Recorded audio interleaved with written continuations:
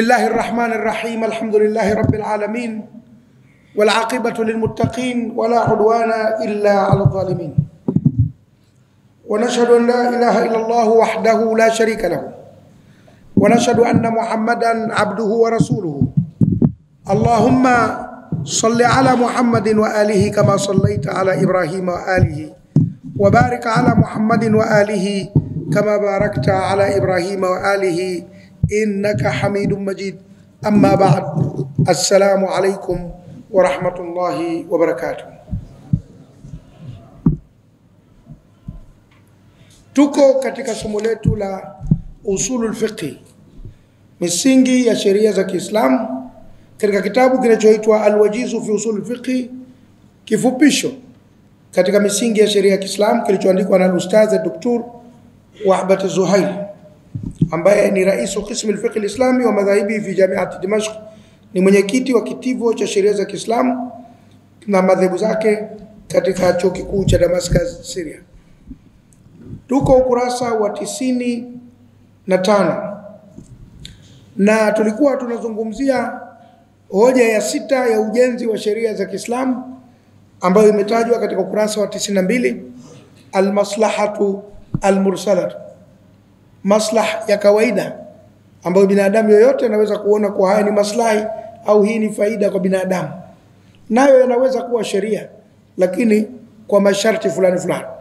Na wako wanazuoni waliokubaliana na msingi huu wa kutengeneza sheria kwa kutumia maslahi ya maisha ya binadamu, na wako waliokataa kutumia msingi huu katika kutengeneza sheria za Kiislamu.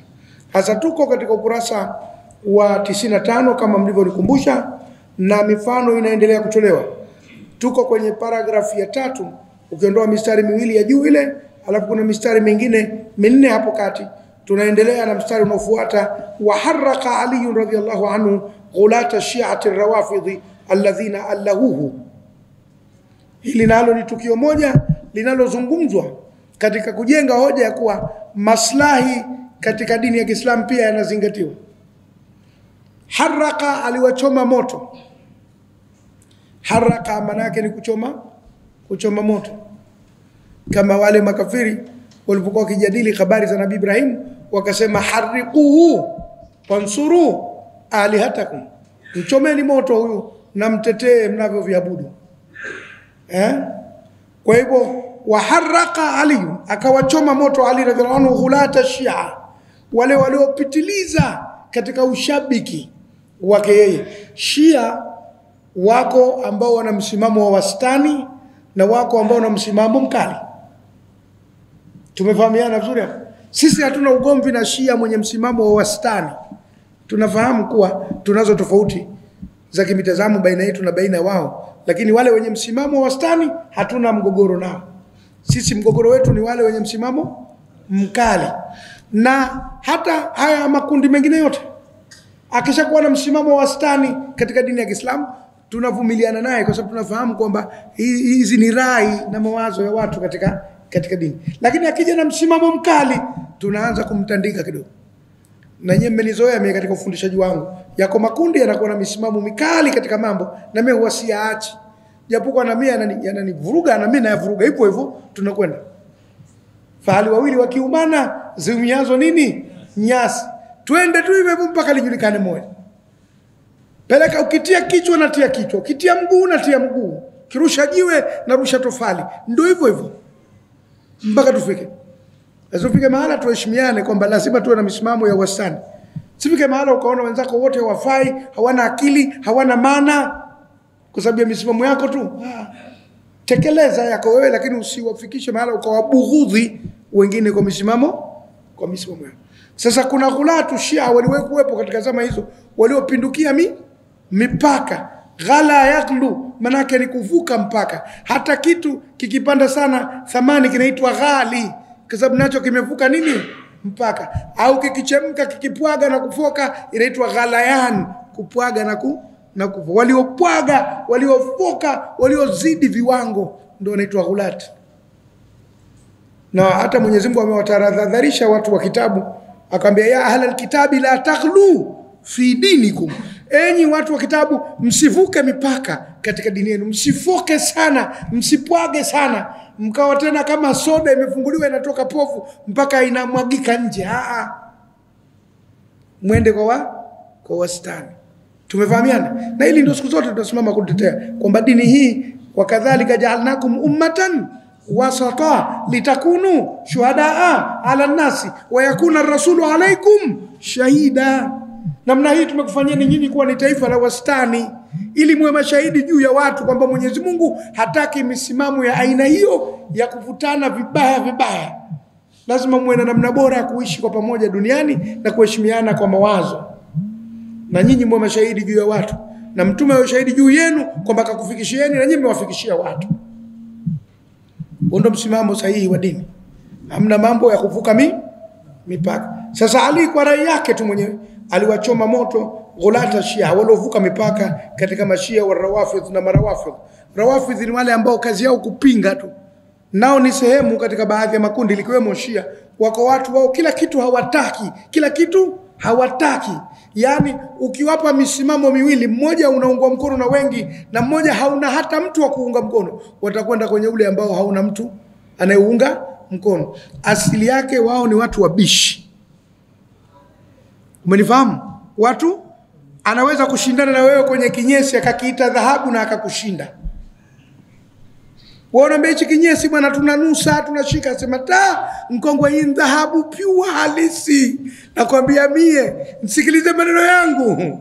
Anashindana na wewe kinyesi na kita dhahabu na anakushinda. Sasa hawa ni watu wabishi na ni watu wakorofi. Kazi yao ni hiyo. Hizo ni character, human being characters. Ziko tabia za watu, ziko namna hiyo. Sasa ikitokea fikra tu yenye misimamo mikali ya ubishi, yeye tayari tokea hapo mwanzo wanasema pumu imepata mkohozi. Tokea hapo mwanzo yeye anapenda kukohoa. Alafu kaja akapata mtihani wa maradhi ya pumu, tena ndio kabisa itakuwa kazi yake kufanyaje? Kukohoa tu. Sasa watu namna hii yeye aliwachoma moto. No. Lakini alladhina allahuhu, wale ambao walimuamini kwa yeye ni Mungu, waliitakidi kwamba Ali ni Mungu. Allahu ilah, walimuona ni Mungu.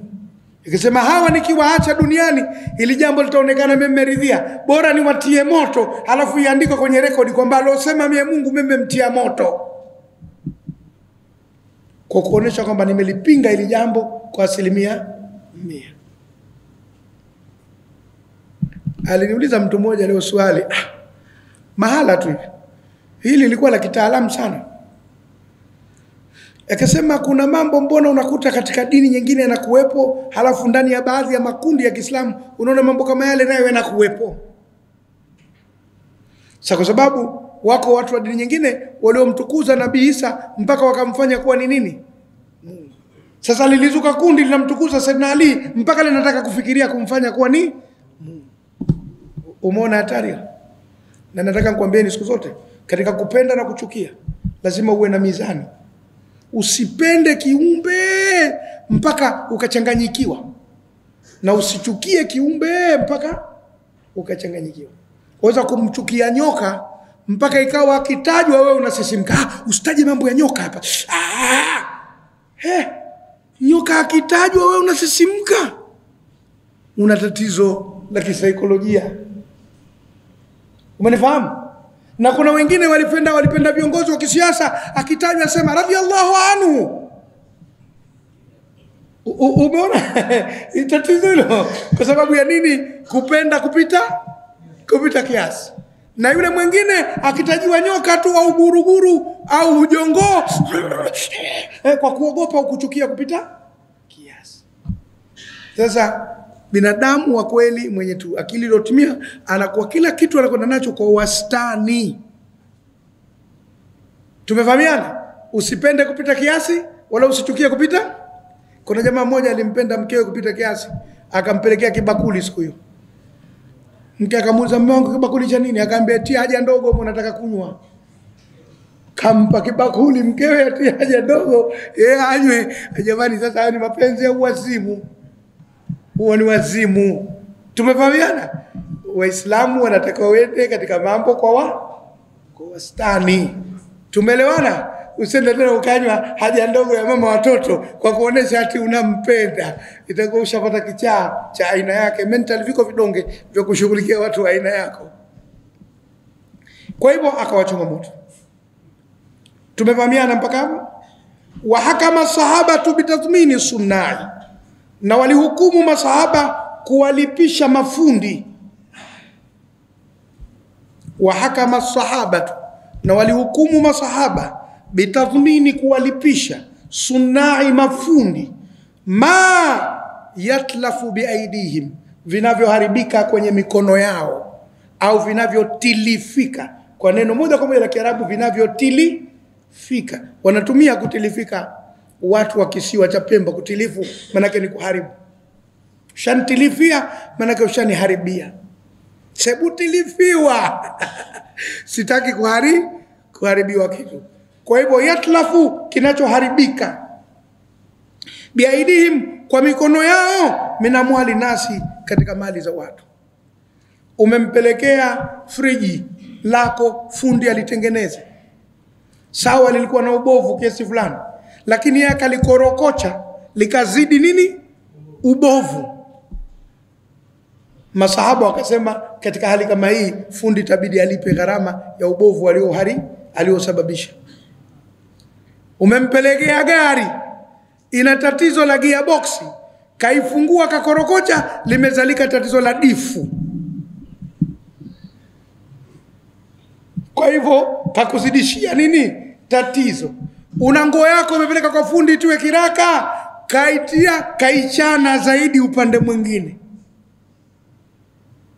Kwa hivyo kaliongeza tatizo. Kimsingi ilikuwa hawezi kulipishwa, kwa sababu wewe si ulimwamini atakutengenezea. Sasa atakwambia hii ni bahati mbaya. Lakini tukiwaachia mafundi siku zote kila wanachokiharibu wakwambie bahati mbaya, wanaweza wakafika mahala wakajiachia vikaharibika vitu kwenye mikono yao, alafu kila kitu kikawa kisingizio bahati mbaya. Kwa masahaba wakasema pana, ili kuepuka hii ujanja wa kusema bahati mbaya, kikiharibika alipe. Kimsingi alikuwa asilipe kwa sababu ulimwamini wewe ni fundi. Tumefahamiana? Hata daktari akikupa dawa, halafu dawa zile zikaenda zikakusababishia ugonjwa mwingine, ni kesi.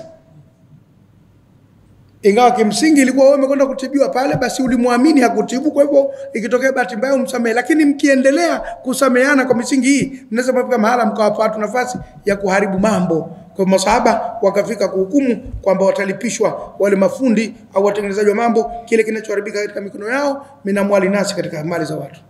Muhafadhatan alaiha min adh-dhaya'i, kwa ajili ya kuzihifadhi hizo mali zisipotee.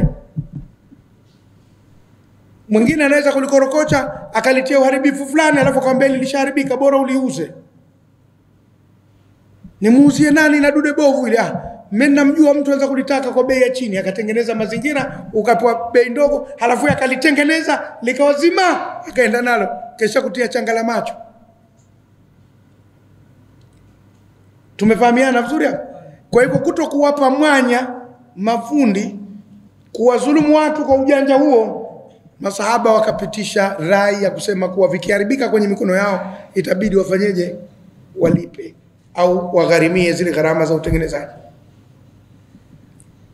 Wakala Ali, na akasema Ali radhiallahu anhu kwenye msimamo huo, la yasluhu nasa illa dhaka, halina maslahi na watu isipokuwa jambo hili, haliwafai watu isipokuwa hili la kwamba fundi akiharibu alipe, ndio kitakachowafaa watu. Chukiacha vinginevyo watu watapata madhara. La yasluhu nasa illa dhaka, haliwafai watu isipokuwa hilo. Manake jambo hilo peke yake la kuwalipisha mafundi wanapoharibu kitu ndio linalowafaa watu. Tumefahamiana vizuri hapa? Chukua mfano mwingine. Una harusi au shughuli nyumbani kwako, umempa mtu kazi ya kukupikia pilau, alafu kaiunguza. Tuseme vipi? Ndio basi imekwisha? Yeye madhali amejitangaza kuwa ni mpishi wa pilau, lazima awe makini katika kupika pilau ya watu. Tukiwaachia tu amekuja ndo bahati mbaya kwa ni mkeo yule. Mke wako unasema mama watoto siku zote nafaa vizuri, leo bahati mbaya, lakini ule si mkeo, yule kataka ujira pale kwa kupika, ile ni kazi. Kwa hivyo akiharibu lazima alipe. Tumefahamiana vizuri hapo? Umempa kitambaa fundi mshoni, kashona, kakutengenezea nguo imebana, imekuwa kama shumizi. Ukiunyanyua mkono hivi haunyanyuki, kama umevaa nguo ya bati. Itabidi afanye marekebisho, alipe, agharamie, kwa sababu ulimwamini na yeye hakutekeleza kazi yake kama inavyotakiwa. Tumefahamiana vizuri hapo? Wahajara alhanafiyatu, na wamezuia watu wa madhhabi ya Hanafi ala tabibi aljahili, kwa daktari mjinga kufanya kazi za utabibu wakati yeye hana taaluma. Mahanafi wametoa msimamo huo mapema sana, kwamba yeye anajifanya mganga wa miti shamba. Siku hizi wameanza serikali zetu kutoa leseni. Unakumbuka lawyer sasa hivi ni leseni kwa ajili ya wale wanaotumia madawa ya miti shamba, na wanakaguliwa na viwango vyao. Maana anaweza kukupa mizizi ya mtunguja, kabeka chemshe unywe. Wewe una tatizo hili, likazaliwa jengine, sababu anabahatisha tu, na pengine kasikia tu. Na wengi wanajitokeza kwa sababu wanadhani upande ule una kazi yake ni rahisi na pesa zake ziko nje. Na aghlabu yao wanajitangaza kwa dawa za nguvu za kiume. Paka misikitini wengine, shekhe, wanakaa nje msikitini, hii dawa ya nguvu za kiume, uliambiwa kuja misikitini ndio yenye tatizo hilo, mpaka ukakae nje msikiti. Shenzi wewe. Wenye alafu nguvu za kike hawasemi. Nguvu za kiume tu, za kike hazisemi, kwani wanawake hawana tatizo hilo?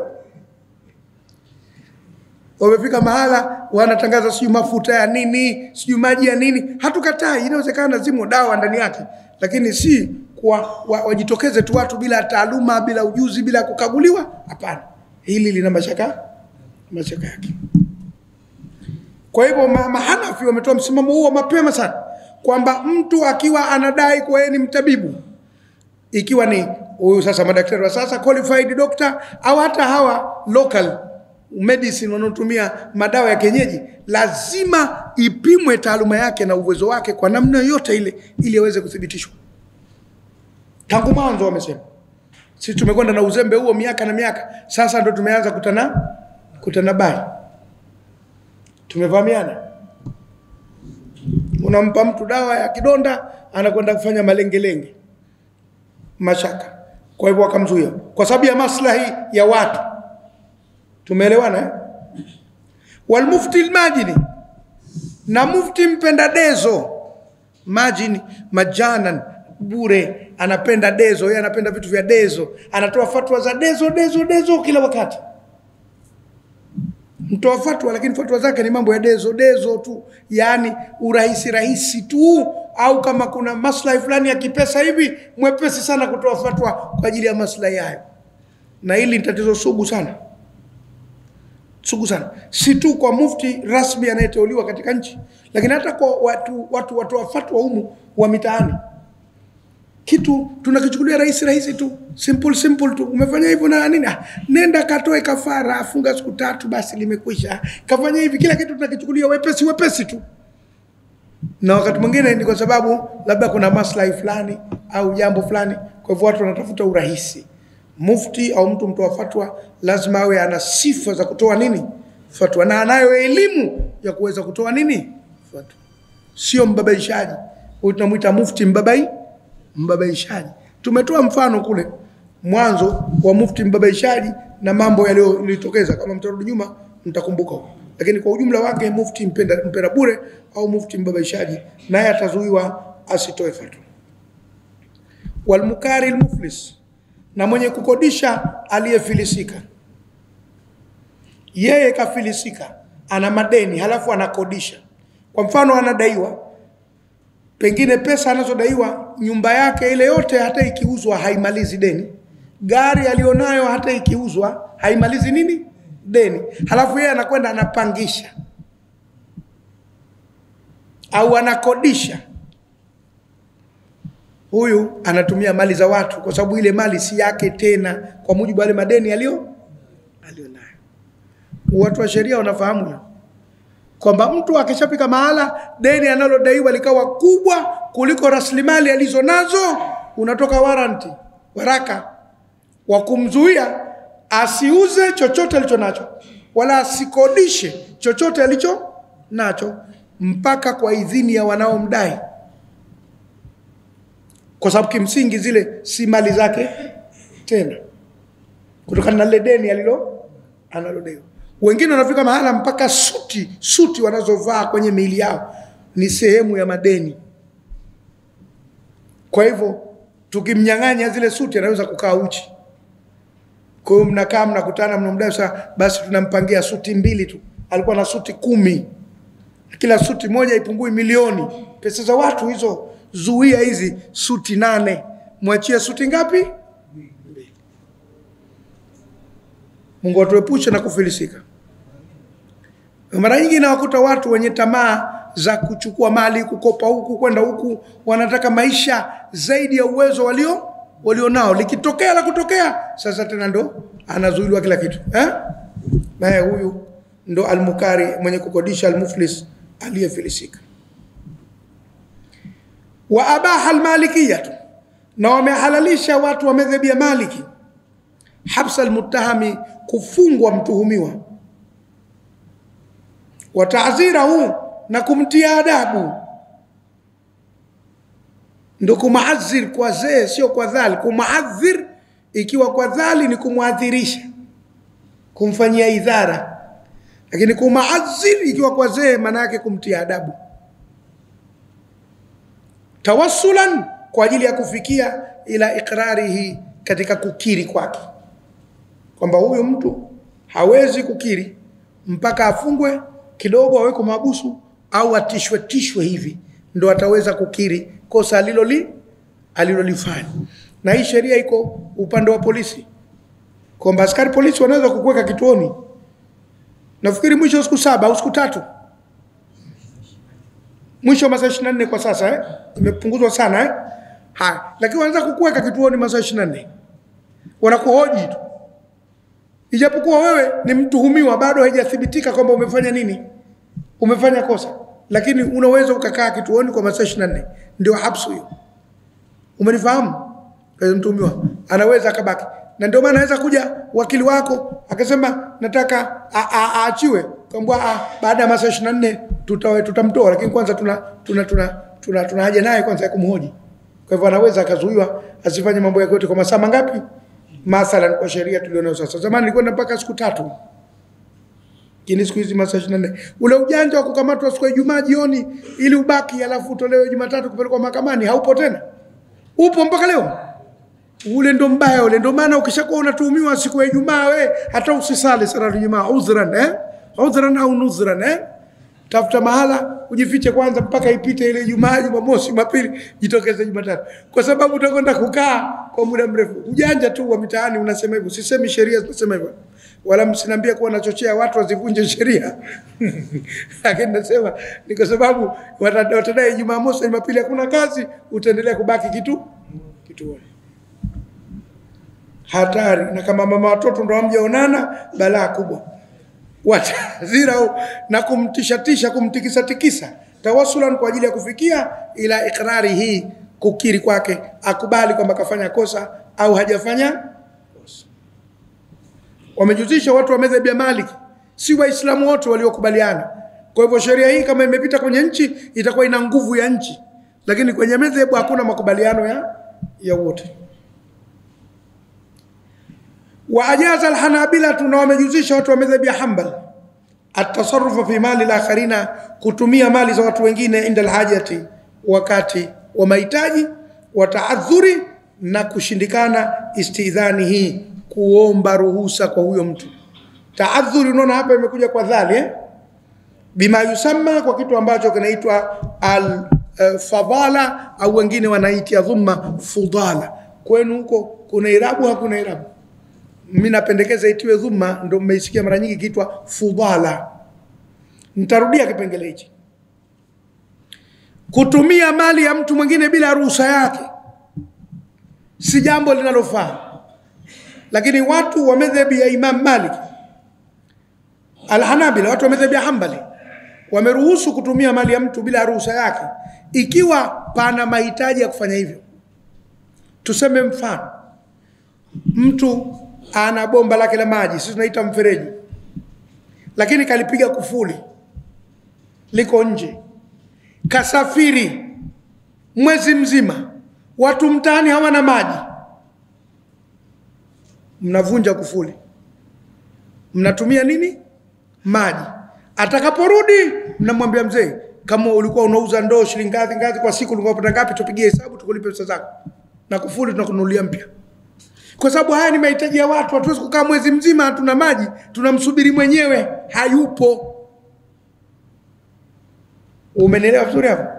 Ndio kutumia mali ya mtu mwingine bila ruhusa yake, lakini ikiwa mahitaji yapo. Kuna mtu anazama kule, halafu kuna mtumbwi hapa umeegeshwa, umetiwa nanga, mwenyewe hayupo. Sema, toa nanga hiyo, chukua mtumbwi, nenda kaokoe mtu. Halafu mnarudi, akija, kwa nini mlichukua bila ruhusa yangu? Tungepata wapi ruhusa yako na mtu anazama huyu? Kwa wakati wa mahitaji unaweza kutumia kitu cha mtu kwa dharura, lakini kwa kiwango kile kile cha dharura tu. Halafu akija, hata akenda mahakamani akashtaki, umetumia mtumbwi wangu au umevunja kufuli na kuchukua maji bila ruhusa, itaangaliwa yalikuwa ni mahitaji ya lazima na ilikuwa ni vigumu kupata ruhusa yako, ndio hawana kosa lolote. Tuzungumzie gharama tu, kama unataka ulipwe utalipwa.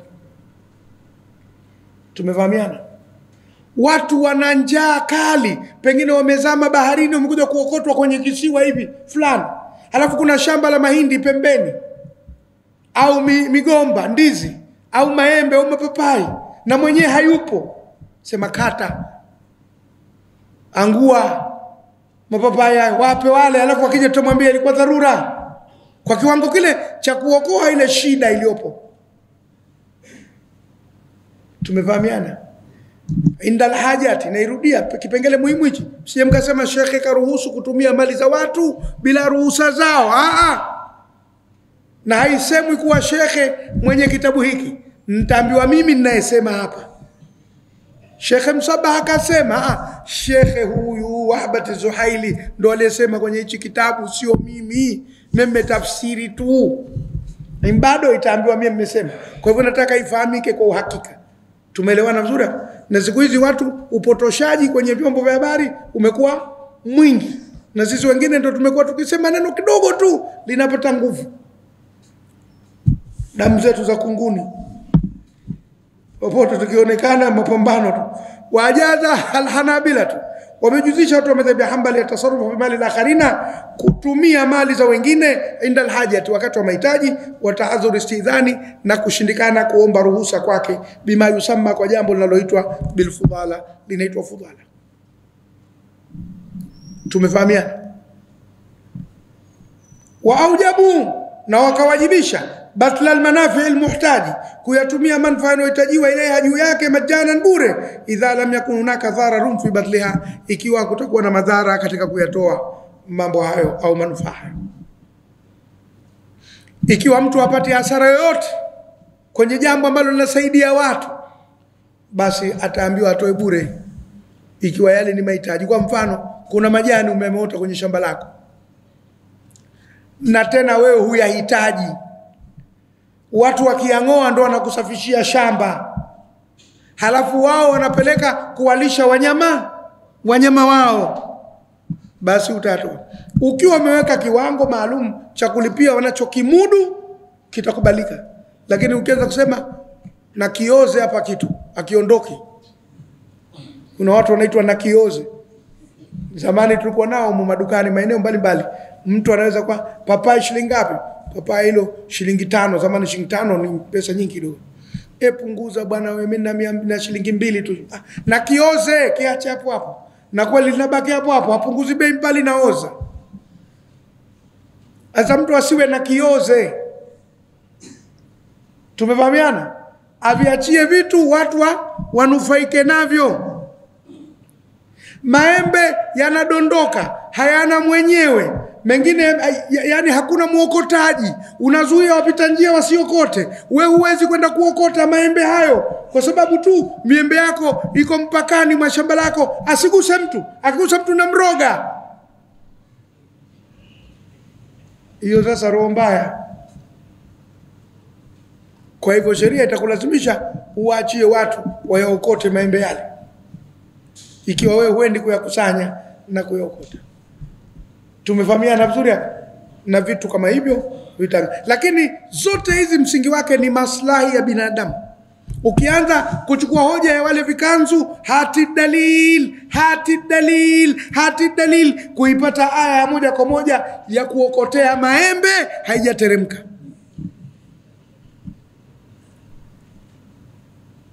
Umenifahamu? Haijateremka. Wala hadithi ya mtume haipo. Hapa ni maslahi. Ukiipata aya au hadithi itakuwa ina mwelekeo tu wa maana hiyo.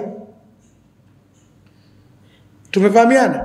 Kwa hivyo kubwa hapa ni maslahi ya binadamu yako wapi. Zamani mimi nakumbuka tulipokuwa wadogo tulikuwa tuna tabia kwenda kuchukua vitindi vya miwa, mafundo yale ya miwa vinaitwa vitindi vile. Wale wauza miwa akashakumbuka bali kwamba ndo kazi yake huyu alikuwa kifanya, na meno yake huyu kama kinu cha kusagia ngano. Sehemu mbalimbali wanachonga miwa papa, wanakata, alafu vile vitindi vifundo vile tunaita vifundo, vile tunaita vitindi, tavi vinatupa pembeni, tunakwenda, au pengine pana kitu hapa kama pakacha, tunakwenda kuokota. Alafu sisi meno yetu ya kitoto piga kulikuwa unalitia upande huu kali, kichosho unalipeleka upande huu hapa mbele usogezi kwa sababu hapa zipo huku pembeni, unapiga winga kulia na winga kushoto, unavuta maji. Na mengine yanakuwa matamu kuliko mua wenyewe, na mengine yanakuwa machufu, hayana sukari, mengine hivi hili silo, unatupa, tunakwenda kuokota kwa mfuko. Sasa mtu kuna mzee mmoja kwa mtu mbaya sana, ye hayauzi yale, lakini anapaka chelaka, akishakatia akimaliza, akiona watu wanakuja tu anatemea mate na makosa, chema ukoteni. Alikuwepo, sitaki kumtaja kwa jina, ishakufa. Mimi namjua hasa kwa jina na kwa sura. Akifanya hivi maksudi, yani kafanacho kijiba cha roho yeye hayahitaji, hayanunuliwi, lakini mwingine akiokota ananuna. Sio Uislamu wala sio imani hiyo. Tumefahamiana? Zamani makapi haya kwa wachonga mbao wale ilikuwa bure, tunakwenda unaokota tu.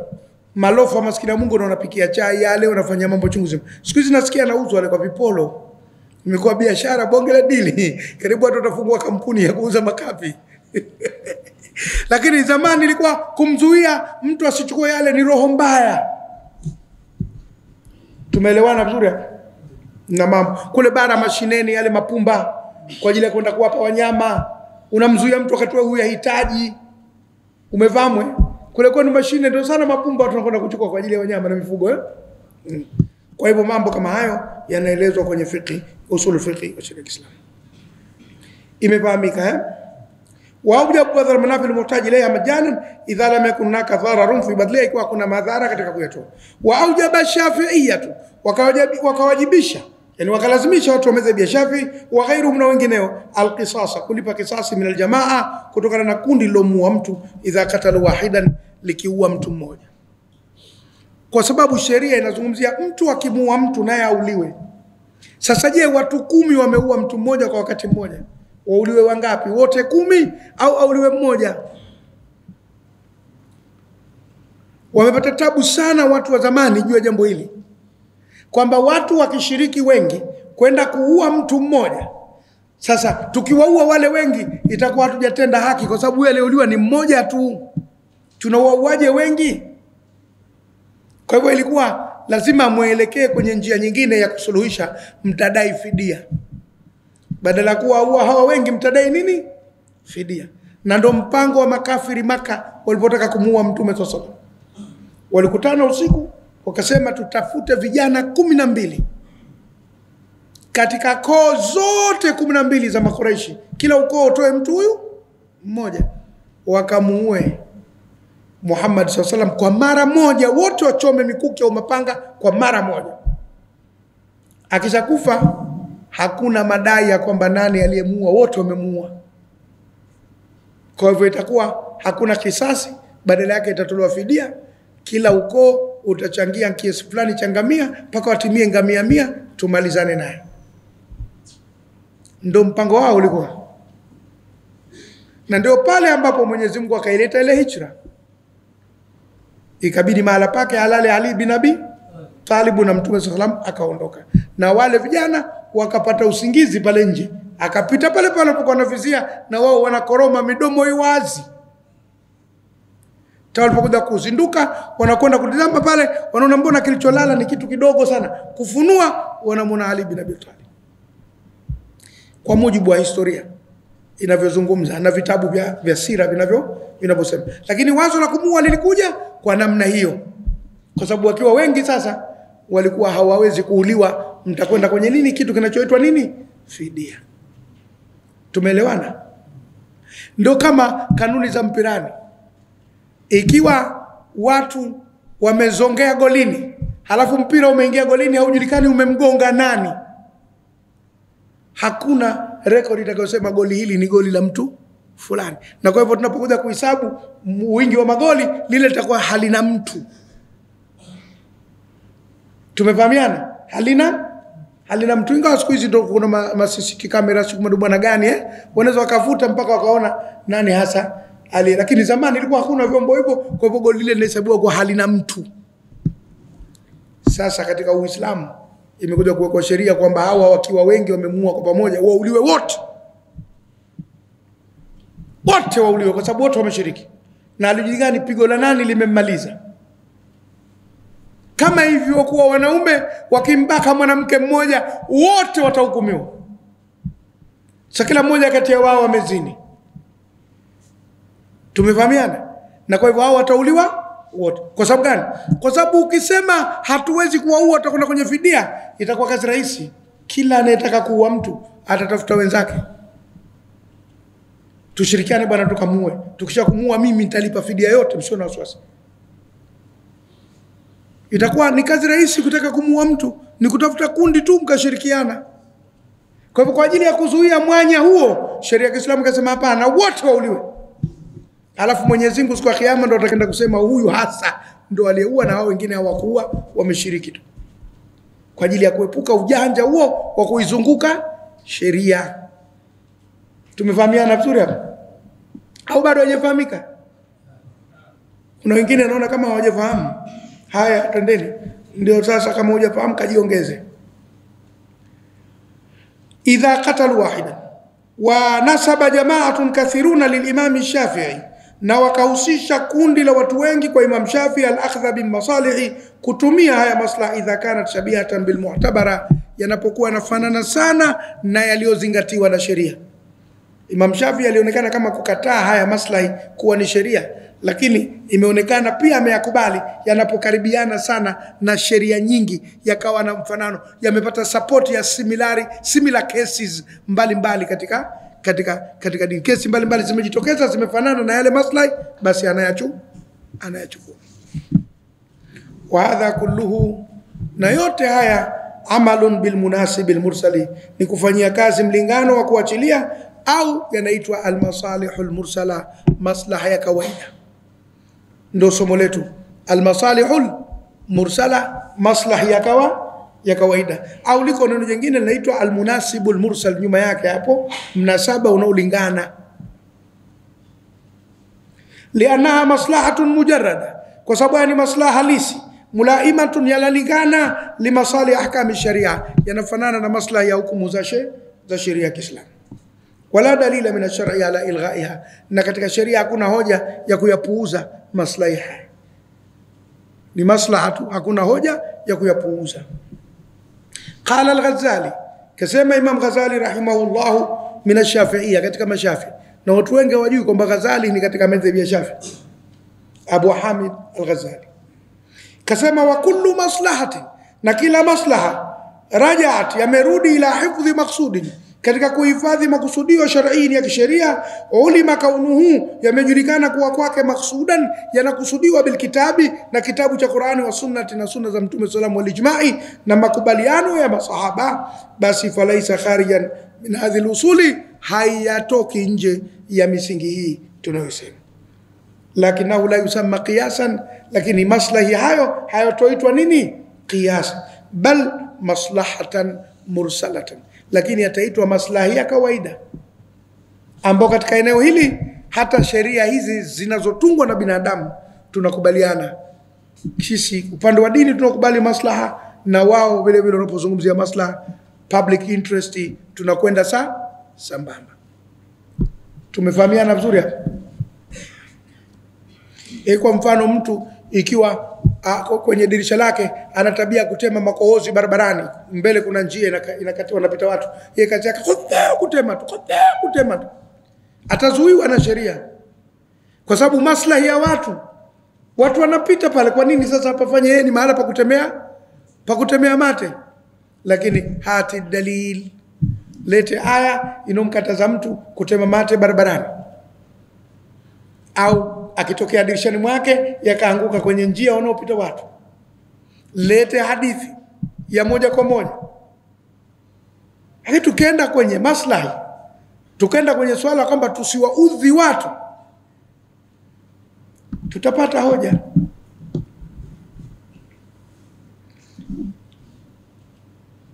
Wa idha fassarna almaslahata, na tutakapo tafsiri maslaha bilmuhafadhati, kwamba ni kuhifadhi ala maksudi shar'i, ya makusudio ya sheria. Piga mstari hapo, bilmuhafadhati ala maksudi shar'i, kwamba maslahi hasa maana yake ni kuhifadhi makusudio ya sheria, kwamba sheria inakusudia nini na sisi tunahifadhi yale makusudio au malengo au madhumuni.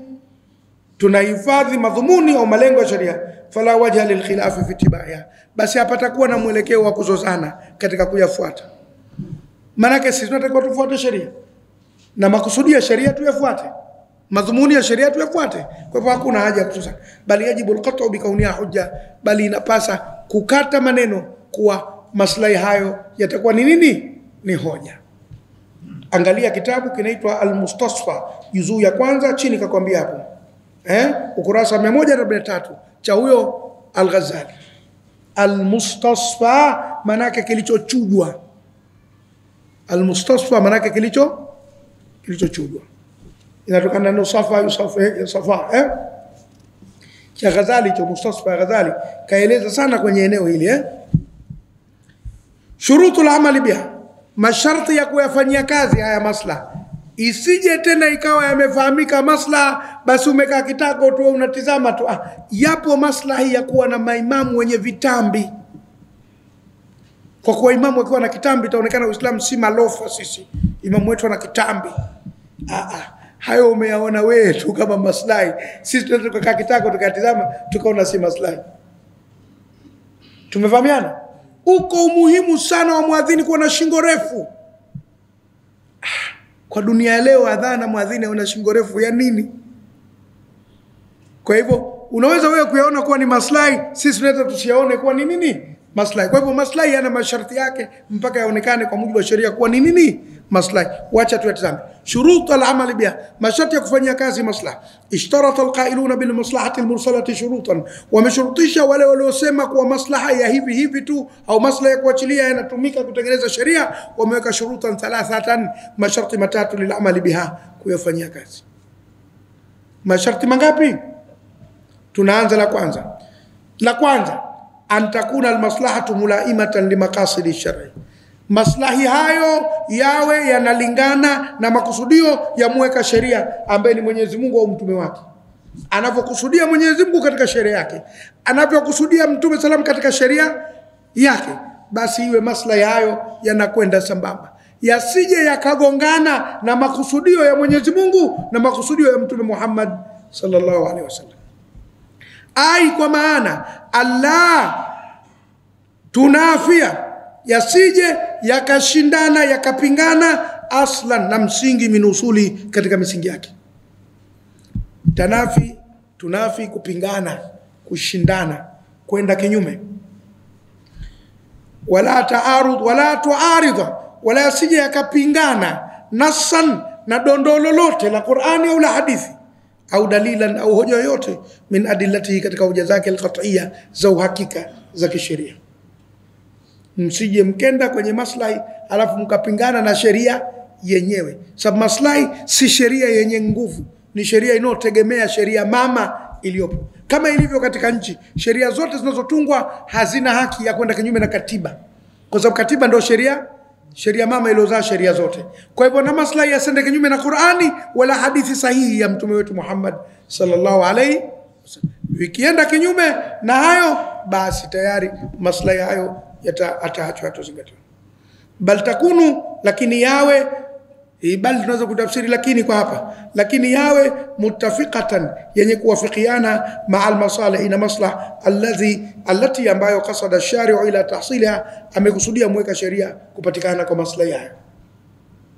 Wa bi an takuna, na yawe min jinsia, katika jinsi ile ile ya maslah, yani katika orodha au jumla ya maslahi yangu. Walaysat gharibatan ana, yasiwe mageni na yale maslahi yote ya kisheria, isiwe tena ni jambo geni mno katika maslahi ya kisheria, limetoka nje ya mistari. Tutaona huko.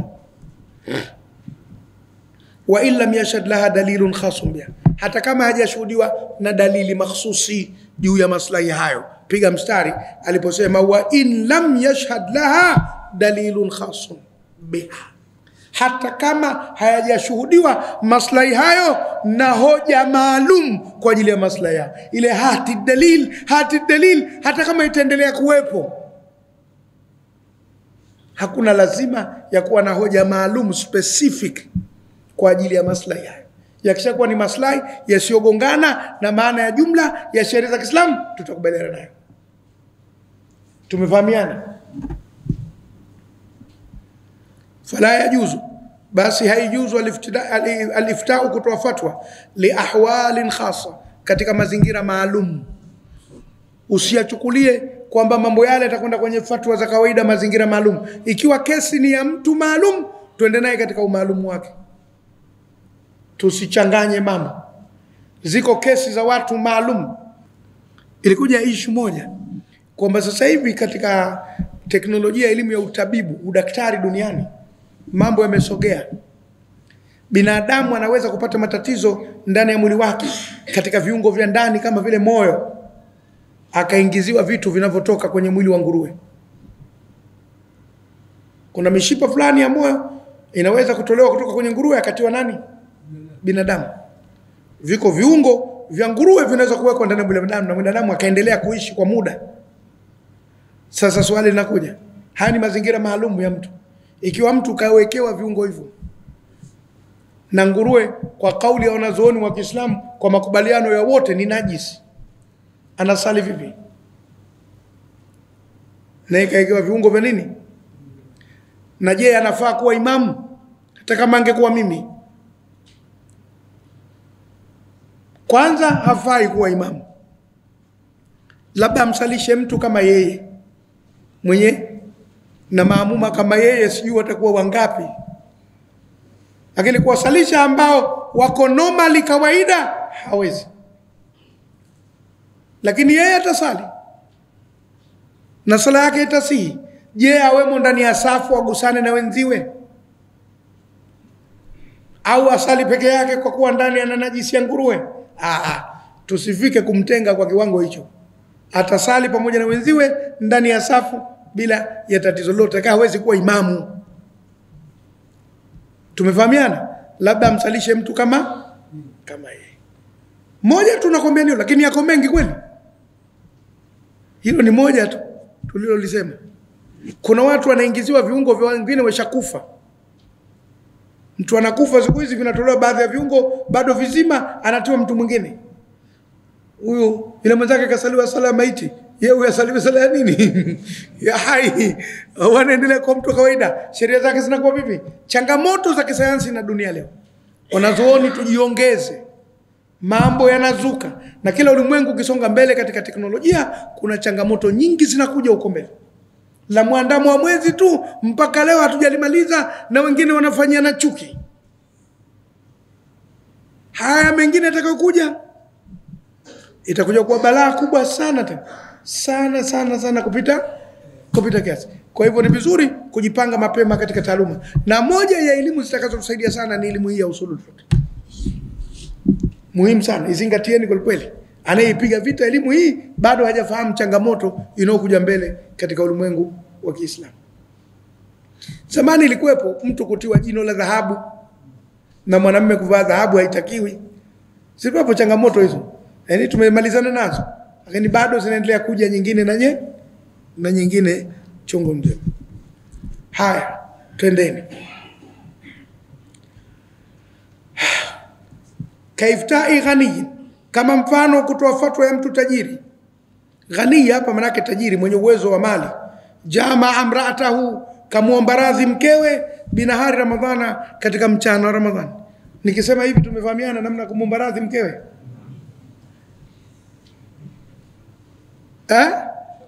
Haya, kampindia magoti. Basi haya ndo kamuomba radhi, samahani mambo watoto. Katika mchana wa Ramadhani. Biilzami, kwa kumlazimisha bisiyami shahraini mutatabi'aini awalan, kwa kufunga miezi miwili mfululizo kwanza, wa adami samahi lahu bi'itqi raqaba, na kutokumruhusu yeye kutoa mtumwa huru. Lianna siyama zajirun lahu, kwa sababu funga itamkemea zaidi, ala aksi al-i'taq, kinyume na kuacha mtumwa huru. Lianna dhalika mukhalifun linassu fil kafara, kwa sababu hilo linakwenda kinyume na dondoo yenyewe katika kafara. Hii kesi tumewahi kuisema kwenye darasa za nyuma, naye anaileta tena. Lakini mfano wake kuna kipengele hakiko tena katika wakati wetu.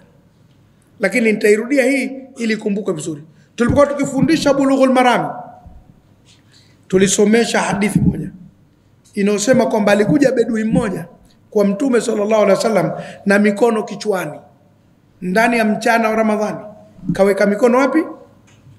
Anapiga makelele kutoka nje ya msikiti. Halaktu ya Rasulullah, halaktu ya Rasulullah, halaktu. Nimeuawa ewe mjumbe wa Mwenyezi Mungu, nimeuawa, nimekwisha mimi. Tumekamuliza nini kimekusibu? Akasema nimemuomba radhi mke wangu ndani ya Ramadhani hivi mchana kimoja tu. Ndani ya Ramadhani. Jamaa hakuweza kujizuia. Sijui alikuwa anatoka safari, mtaimbo umeganda, haijulikani vipi. Hoi! Mtume akamwambia, unaye mtumwa wa kumwacha huru? Akasema sina. Akamwambia, unaweza kufunga miezi miwili mfululizo? Akasema, mjumbe wa Mwenyezi Mungu, mwezi mmoja umenishinda, hali ndio hii. Hiyo miwili nitaiweza wapi mimi? Akamwambia, basi unaweza kulisha maskini 60? Akaambia, katika mji huu wa Madina sidhani kama kuna maskini kuliko mimi. Mtume akacheka mpaka meno yakaonekana, kwamba umaskini wote huo na bado mdhoruba akashindwa kuvumilia. Huyu bwana maana huyu akaambia kakitako. Akakaa, likatokea la kutokea huko mbele, tumelisema katika ile hadithi, sina haja kurudia kila kitu. Lakini hadithi ile imetuonesha kuwa mtu akifanya tatizo lile ndani ya mchana wa Ramadhani, hatua ya kwanza ni kuacha mtumwa huru. Kama hana au hayupo kama ilivyo sasa duniani, hakuna mtumwa tena, sasa ndio afunge miezi mingapi? Miwili. Na kama hawezi ndio alishe maskini 60. Kwa hivyo inakwenda kwa hatua. Hatua ya kwanza haipo, imeshindikana. Hatua ya pili haipo, imeshindwa, mnaingia hatua ya tatu. Sio kuzipeleka unavyotaka wewe. Sasa ilitokea wakati fulani, mufti mmoja, ndo wale tunasema mamufti wapenda bure, mafufti dezo, alijiwa na mtu kutoka kwa mfalme, kwamba bwana mfalme anakuambia kafanya kosa hili ndani ya mchana wa Ramadhani, hukumu yake nini? Sasa yule mufti akainamisha kichwa, akaona mfalme, nikimwambia aache mtumwa huru, mfalme ana watumwa wengi kweli enzi zile, anaweza kuwapanga hata 30. Akasema kila Ramadhani moja natoa moja, huku mimi natandika. Kila Ramadhani moja natoa mtumwa moja, huku natandika. Akaona nikimwambia habari za kutoa tumwa itakuwa rahisi kwake, wacha nimtie adabu, afunge miezi miwili mfululizo.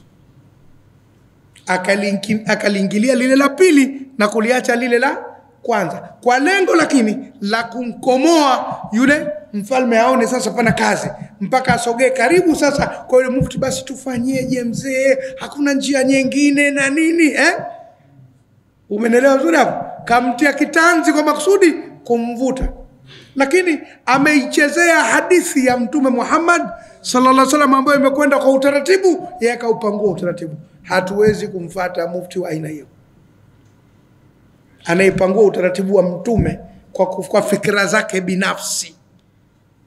Imefahamika vizuri hapo? Huyo ndo mufti mpenda dezo. Lianna dhalika mukhalifu li nasb al kafara, kwa sababu yanakwenda kinyume na ile dondoo yenyewe ya kafara aliyofundisha Mtume sallallahu alaihi wasallam. La pili, antakuna maqulatan fi dhatiha, maslahi yawe yanaingia akilini katika dhati yake. Usitengeneze maslahi ambayo hayaingia akilini. Ile akili ikubali kwa haya ni maslahi, kwa sababu anayesema huku kuna maslahi nani? Ni akili. Sasa akili iseme kwamba hapa pana nini? Pana maslahi. Kama akili haijatuambia pana maslahi, hakuna haja ya kuyazingatia maslahi hayo. Hakikatan, tena ya uhakika, la wahmiyatan, si ya kudhani dhani tu, ya kuhisi hisi, ya tuhuma tu. Unahisi kama pana maslahi, uwe na uhakika kwamba hapa pana nini? Pana maslahi kwa Uislamu. Bi an yatahaqqaqa, kwamba pana uhakika min tashri'il hukmi, katika kuweka sheria hukumu biha kwa maslahi hayo, jalbu naf'in, kuleta manufaa kwa Uislamu, au daf'u dhararin, au kukinga madhara kwa Uislamu. Mithalu dhalika, mfano wa jambo hilo, inna tasjila al-uqudi, hakika kusajili mikataba, alwaridati, inayokuja ala al-aqarati, katika ekari, mambo ya ardhi, kwamba lazima kwa kuna hati sasa miliki ya ardhi. Wakati wa Mtume sallallahu alaihi wasallam hakukuwa hati miliki ya ardhi, hakukuwa na hati ya nyumba, hakukuwa na hati ya nini? Ya shamba. Hayakuwepo. Mithalu dhalika, mfano wa hilo, inna tasjila, hakika kusajili, yani kuweka rekodi al-uqudi, ya mikataba, al-waridati, inayokuja ala al-aqarati, katika mambo ya ardhi, fi dairati, katika idara as-sijillati, ya tasjili, ya kuweka rekodi, ya kuweka kumbukumbu, al-iqariya, za mambo ya ardhi, yuqallilu hatman, inapunguza bila shaka yote, min shahadati zuri, ushahidi wa uongo. Mkiwa mna hati ya ndoa, mkiwa mna hati ya shamba, mna hati ya nyumba, inapunguza ushahidi wa uongo, kwa sababu ikiuzwa nyumba, likiuzwa shamba, lazima pawe pana hati tena sasa ya mabadiliko. Kwa hivyo inasaidia. Ingawa zama za Mtume sallam hakukuwa na cheti cha ndoa, wala hati ya nyumba, wala hati ya nini? Ya shamba. Kama ilikuwepo hati dalil, lakini maslahi yanasaidia, kwa sababu tunapunguza migogoro ya mtu kudai kitu kuwa ni chake wakati si chake. Na ndio maana sasa hivi nchi zilizoendelea vile vile zina risiti ya talaka. Mwanamke akisema nimeachwa 3, ziko wapi risiti? Ukishaoa unapewa kibuku chako kidogo cha risiti 3, ya talaka ya kwanza, ya pili na ya 3. Ukitoa unatia na dole gumba. Saini inaweza kuwa nayo feki. Dole lako gumba unapiga ndo umetoa ya kwanza hiyo. Kwa hivyo hizo nyingine zote kelele nimeachwa 3, lete risiti. Hakuna risiti. Bwana mume ameleta kitabu chako cha risiti, hakijatumika hata moja, siko vile vile. Haijatoka. Sisi nafikiri bora tungefika hapa.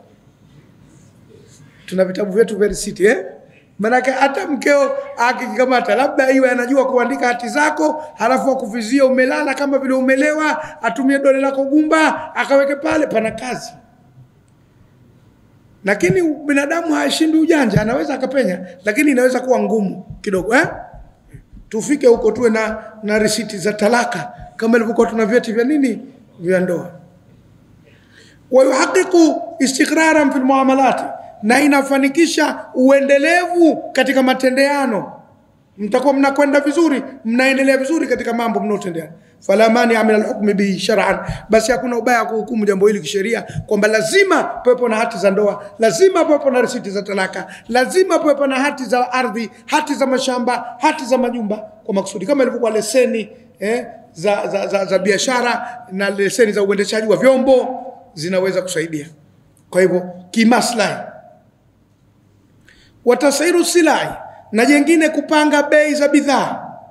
Tasir manake kupanga bei asila za bidhaa inda alhajati, wakati wa mahitaji, yati bifaidati, kunaleta faida muhaqqaqatan ya uhakika, man'an lilghubni, kwa ajili ya kuzuia kupunjwa, azaidi kuliko zidi, fil athmani, katika thamani za vitu. Kwa hivyo kupanga bei, zamani haikuwepo habari ya kupanga bei. Kama tunavyonunua samaki, samaki hapangwe bei. Samaki wakivuliwa wengi, bei inashuka. Wakivuliwa kidogo, bei inafanyaje? Inapanda. Sisi watu ambao tuko kwenye kando kando ya bahari na wale wako kwenye makando kando za maziwa na mito, wako hivyo, samaki hapangiwi bei. Lakini nyama inapangiwa bei kwa mujibu wa sheria. Mchele unapangiwa bei kwa mujibu wa sheria. Unga inapangiwa bei. Sukari inapangiwa bei. Kwenye samaki limeachiwa bado. Lakini ziko baadhi ya nchi samaki pia wanapangiwa bei. Kini hao wako namna nyingine. Ndio wanapanga bei. Machli wobi bei tayaru. Kila kitu kinapangiwa. Unaona ziko nchi mpaka samaki wanampangia bei. Sio huko ndugu yangu unakwenda kumwangalia kwa jicho alafu unauliza shilingi ngapi.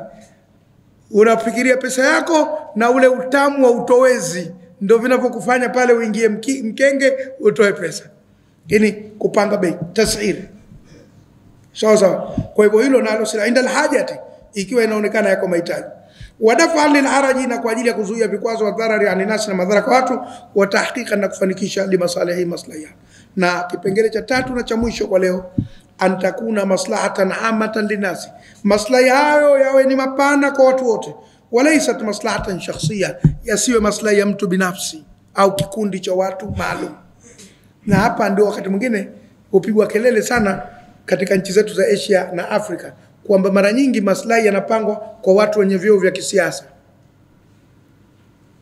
Kiserikali ukitizama mara nyingi maslahi yanapangwa kwa watu wenye vyeo vya nini? Vya kisiasa. Baadhi ya wananchi wanapigia kelele sana hilo lakini linakwenda linapungua kidogo, linalalamikiwa, linatulia kidogo ndio hivyo tunakwenda songo mbingo mpaka tutafika. Lakini haifai kwa ajili ya mtu maalum kuweka maslahi au kwa ajili ya kikundi maalum cha watu kuweka maslahi. Maslahi yakifuatwa yanatakiwa kwa wote, kila mmoja atafaidika kwa namna moja au nyingine. Ndio uweze kusema bei ya petroli kwa wabunge iwe nyingine na kwa raia iwe nyingine. Bei ya petroli itakuwa ni flat kwa yoyote atakayenda, kwa sababu maslahi yale yasije yakaenda kwa watu maalum au kikundi maalum. Wakati mwingine jeshini kuna kuwa na nafuu zake na ziko sababu zake, lakini si jeshini kwa mwanajeshi, kwa wale wanaokaa kambi ya jeshi. Sio mwanajeshi tu, majeshi yaweza kuwa mtaani, akiwa mtaani atanunua bei hizi za mtaani. Hiyo iko sawa. Haya, twendeni. Kwa hivyo imefahamika lianna sharia tajaat linasi kafatan, kwa sababu sheria imekuja kwa ajili ya watu wote. Wa binaana alayhi, na kwa ajili ya kujengea jambo hili, la yasihu al-akhdhu bi ayi hukmin yuqsadu bihi ri'ayat maslahatin, haifai kuchukua hukumu yote na kusudiwa kuchunga maslahi shakhsin bi'aini, ya mtu mwenyewe peke yake, ka amirin, kama vile kamanda au amiri kwa Arabuni na kuwa mkuu wa mkoa au mkuu wa wilaya, au raisi na uraisi, au hashiati na wapambe, au usrati lau au familia yake. Yasitengenezwe mambo kwa maslahi ya watu hawa tu. Wala yajuzu liftau, na yajuzu kutoa fatwa bi qatli muslimin wahidin, kwa kumua muislam mmoja, tatarrasa bihi al-a'da'u fi qal'atin, wamemweka ngao maadui katika ngome fulani. Yani mfano makafiri wamemkamata muislam halafu wamemfunga kwenye eneo lao, kama vile wamemsulubu, kwamba mkitaka kupiga eneo lao mumpige mwenzenu kwanza afe, halafu ndo lipige eneo lao. Kumbuka jambo dogo tu, zamani ulipokuwa mdogo wewe ukitaka kupigwa na baba yako unakwenda kukaa nyuma mgongo wa mama yako.